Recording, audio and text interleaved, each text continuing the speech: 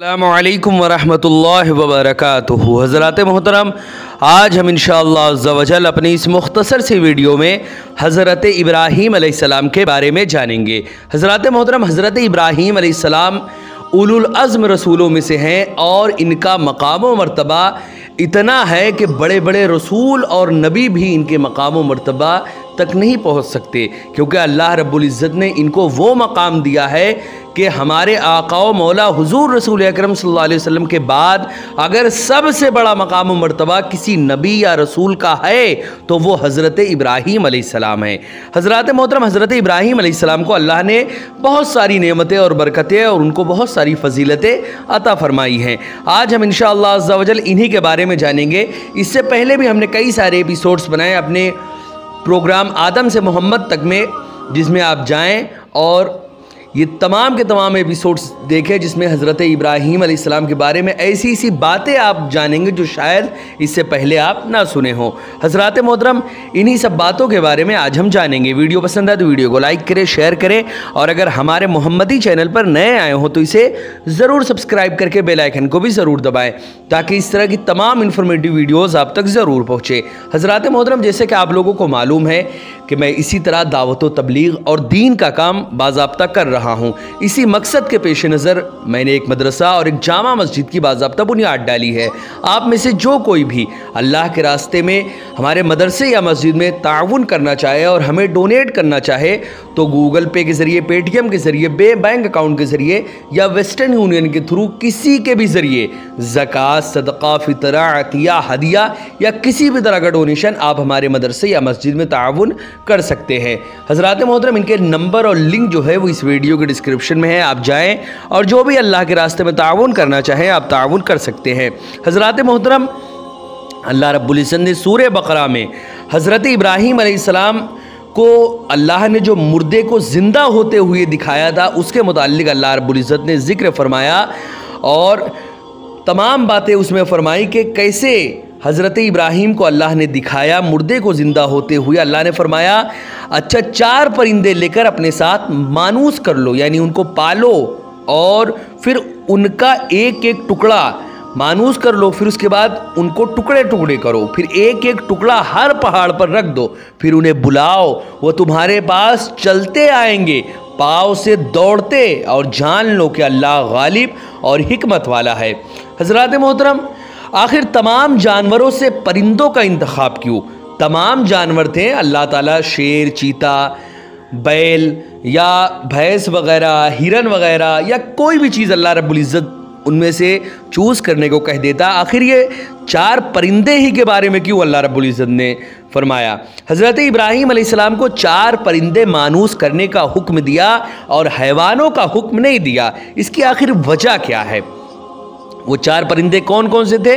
वो 4 परिंदे जो थे वो मोर, गिद्ध और एक रिवायत में गिद्ध की जगह कबूतर का भी जिक्र है, कौवा और उसके बाद मुर्ग, ये 4 परिंदे थे। तो आखिर इन चारों का ही हुक्म क्यों दिया? इसकी 2 वजह हैं। एक तो ये कि परिंदों को अल्लाह रब्बुल इज़्ज़त ने फ़िज़ा में उड़ने और हवा में बुलंद होने की ताकत अता फरमाई है और हज़रत इब्राहीम अलैहिस्सलाम को भी उलूए मर्तबत यानी मरातिब की बुलंदी और मलकूत तक पहुँचने की हिम्मत अता फरमाई है। इसलिए परिंदों को ज़बह करने और गोश्त को मिला जुला कर रखने का हुक्म दिया ताकि आपका मोजज़ा आपके मरातिब के मुशाबे हो जाए।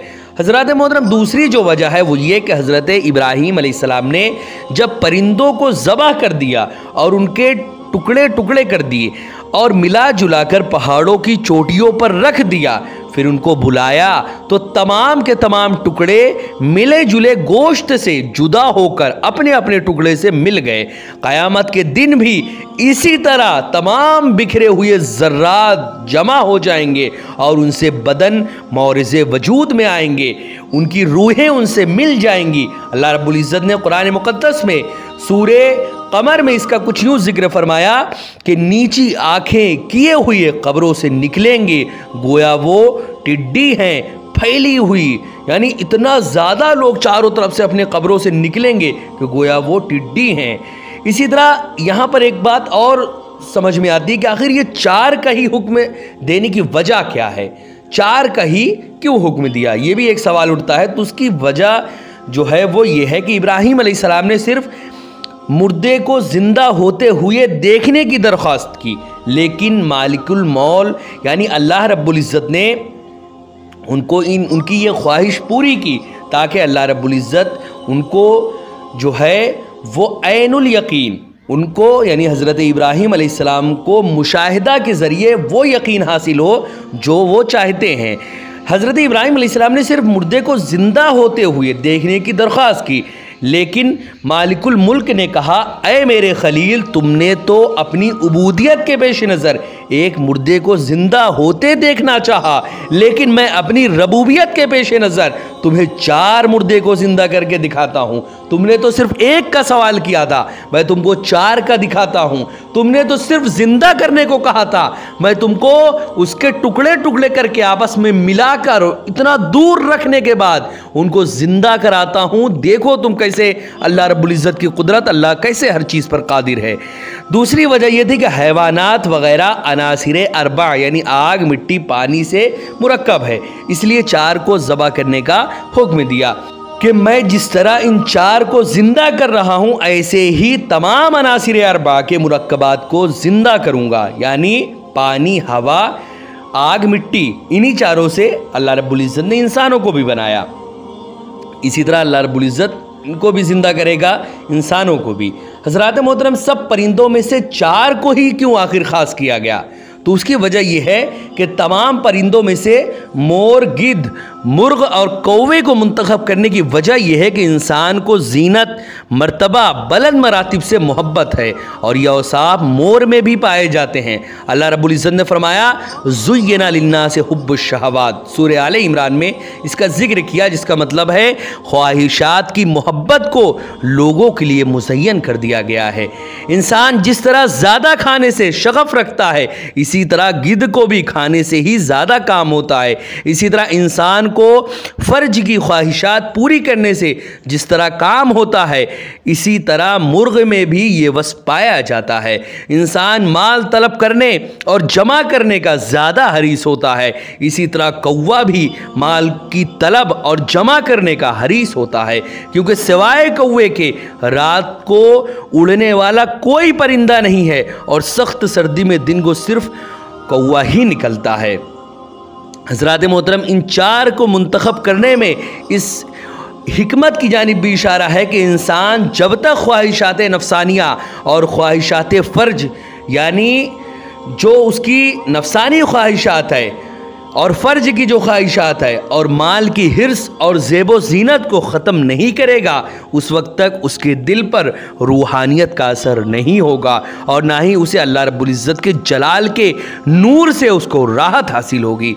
हज़रात मोहतरम, ये तमाम वाक़या पेश आने के बाद आखिरकार हज़रत इब्राहीम के हिजरत का वक्त आ गया। हज़रत इब्राहीम अलैहिस्सलाम ने 1 नहीं 2 नहीं कई सारे मकामात से हिजरत की। उनमें से एक हिजरत जो है वो ये भी है, अल्लाह रब्बुल इज़्ज़त ने सूरह साफ़ात में इसका जिक्र कुछ यूँ किया, और इब्राहीम अलैहिस्सलाम ने कहा, मैं जा रहा हूँ जहाँ मेरे रब ने मुझे हुक्म दिया है, वही मेरी रहनुमाई भी फरमाएगा।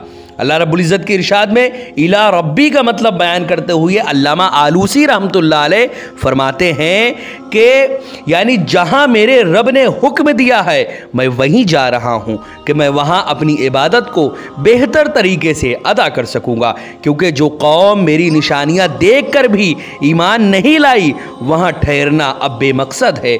और जब अल्लाह रब्बुल इज़्ज़त ने भी हुक्म दे दिया तो अब यहाँ से हिजरत करना ज़रूरी हो चुका है। हज़रात मोहतरम, इब्तदाई तौर पर आप नमरूदी कौम से हिजरत करके अपने चचा हारान के पास हिरान में आ गए। हारान ने इब्राहीम अलैहिस्सलाम की नेक बख्ती देखकर अपनी बेटी सारा का निकाह आपसे कर दिया। हारान की लड़की का नाम सारा था, जो हज़रत इब्राहीम अलैहिस्सलाम के वालिद हज़रत तारिख के भाई थे। तो हारान की लड़की से हज़रत इब्राहीम अलैहिस्सलाम की शादी हो गई, यानी हज़रत सारा से। हज़रत सारा बहुत ही खूबसूरत औरत थी। मर्दों में हज़रत यूसुफ़ और औरतों में हज़रत सारा बहुत हसीन हुए। हज़रत यूसुफ़ अलैहिस्सलाम को अपनी दादी हज़रत सारा के हुस्न से ही हिस्सा मिला था और हुस्न से ही हज़रत यूसुफ़ को ही हुस्न मिला था। यानी अगर आदमियों में ज़ाहिरी तौर पे, अगर आदमियों में आज तक की तारीख़ में सबसे ज़्यादा खूबसूरत कोई हुए है आदमियों में, मर्दों में, तो वो हज़रत यूसुफ़ अलैहिस्सलाम है। और अगर औरतों में सबसे ज़्यादा खूबसूरत आज तक की तारीख़ में, जब से दुनिया बनी है आज तक कोई हुई हैं, तो वो हज़रत सारा है। हज़रत सारा हज़रत यूसुफ़ अलैहिस्सलाम की ही दादी हैं। तो हज़रत सारा और हज़रत यूसुफ़ ये दोनों दुनिया के, जब से दुनिया बनी है आज तक सबसे खूबसूरत यही दोनों रहे हैं। लेकिन ये ज़ाहिरी हुस्न की बात चल रही है। लेकिन अगर किसी के हुस्न पे अल्लाह रब्बुल इज़्ज़त ने पर्दा डाल दिया हो, यहाँ पर जिस हुस्न की बात चल रही है वो ज़ाहिरी हुस्न की बात चल रही है जो बिला पर्दा है। लेकिन हमारे आका व मौला सरवरे कायनात हुजूर रसूल अकरम सल्लल्लाहु अलैहि वसल्लम की अगर हुस्न की बात की जाए तो आपके हुस्न के आगे, आपके हुस्न के एक कतरे से सारी कायनात को हुस्न मिला है। और आपके हुस्न जो है, आपके हुस्न के समंदर के एक कतरे से सारी कायनात को हुस्न मिला है। तो अब समझें आपके हुजूर सल्लल्लाहु अलैहि वसल्लम के हुस्न का क्या आलम था। अल्लाह रब्बुल इज़्ज़त ने आपके हुस्न में पर्दा कर रखा था कि कहीं बेपर्दा कोई आपको देखकर और उसकी आंखें ही कहीं ना सल्ब हो जाए, इतने ज़्यादा हुजूर रसूल अकरम सल्लल्लाहु अलैहि वसल्लम हसीन थे। आपके हुस्न में अल्लाह रब्बुल इज़्ज़त ने पर्दा कर रखा था। वरना आका व मौला से ज़्यादा हसीन आखिर कौन था? कौन था हमारे आका व मौला से ज़्यादा हसीन? हुजूर सल्लल्लाहु अलैहि वसल्लम तो सरापा हुस्न के मज़हर हैं। हज़रत यूसुफ़ के हुस्न में कोई पर्दा नहीं था, हज़रत सारा के हुस्न में भी कोई पर्दा नहीं था। लेकिन हुजूर सल्लल्लाहु अलैहि वसल्लम के हुस्न में अल्लाह रब्बुल इज़्ज़त ने पर्दा कर रखा था ताकि उनके हुस्न के जलवे से इंसान की आंखें ही कहीं ना सल्ब हो जाएं। हज़रत मोहतरम, इसी तरह हज़रत इब्राहीम अलैहिस्सलाम ने वहाँ भी अपना सिलसिला तबलीग जारी रखा। इसलिए आपके चचा हारान ने भी आपको घर से बाहर निकाल दिया। दौरान हिजरत रास्ते में मिस्र के जालिम बादशाह का वाक़या दरपेश आया और हज़रत सारा को हज़रत हाजरा अता की गई। ये वाक़या एक हदीस पाक की वजाहत के ज़िम्न में पहले इंशाअल्लाह अज़्ज़ व जल हम बयान कर चुके हैं कि कैसे कैसे वो वाक़या पेश आया था। हिजरत करने वाला काफ़िला जब हरान से चला था सिर्फ 3 आदमियों पर मुश्तमिल था, हज़रत इब्राहीम अलैहिस्सलाम, हज़रत सारा और हज़रत इब्राहीम अलैहिस्सलाम के भतीजे हज़रत लूत अलैहिस्सलाम। उस काफ़िले के अफराद अल्लाह रब्बुल इज़्ज़त की वहदानियत को मानने वाले उस वक्त सिर्फ यही थे। यानी पूरी दुनिया में उस वक्त सिर्फ यही 3 लोग थे जो मुसलमान थे। चलते वक्त हज़रत इब्राहीम अलैहिस्सलाम और हज़रत सारा का मुआहिदा हुआ था कि एक दूसरे की बात को माना जाएगा। रास्ते में जब हज़रत हाजरा भी मिल गईं तो अब काफ़िले के 4 फ़र्द हो गए जो तमाम ही अल्लाह को मानने वाले थे। हज़रत मोहतरम, आखिरकार हरान से ये लोग चले थे और फ़िलिस्तीन की सरज़मीन पर पहुँच गए। फ़िलिस्तीन में खुशहाली का दौर आ गया। मिस्र से जब ये 4 अफराद, हरान से जब ये 4 अफराद पहुँचे थे तो सबसे पहले मिस्र पहुँचे, मिस्र के बाद फ़िलिस्तीन की जानिब चले और जब फ़िलिस्तीन पहुँचे तो वहाँ पर चारों तरफ खुशहाली का समा बन गया। मिस्र से जब ये 4 अफराद रवाना होकर फ़िलिस्तीन पहुँचे तो वहाँ के लोगों ने उनकी क़द्र मंजिलत को समझा और उनके आने को बाइस बरकत समझा और बहुत सी ज़मीन आपकी खिदमत में बतौर नज़र पेश कर दी। उस ज़मीन में खेती बाड़ी से अल्लाह रब्बुल इज़्ज़त ने बहुत बरकत अता फरमाई और आपके पास गल्ला और जानवर काफ़ी मिकदार में हो गए। आपने मुसाफिरों और गुरबा को रहने, गरीब मोहताजों को रहने और खाने की सहूलियतें अता की। इस तरह मेहमान नवाजी में आपको एक मुनफरिद मकाम हासिल हो गया। हज़रत मोहतरम, फिर उसके बाद हज़रत सारा के मशवरे से हज़रत हाजरा से हज़रत इब्राहीम अलैहिस्सलाम ने निकाह किया। उसके बाद इब्राहीम अलैहिस्सलाम ने औलाद के लिए दुआ की। उसके बाद क्या वाक़या पेश आया और कैसे सारा मामला हुआ वो इंशाअल्लाह अज़्ज़ व जल इसके नेक्स्ट एपिसोड में हम जानेंगे।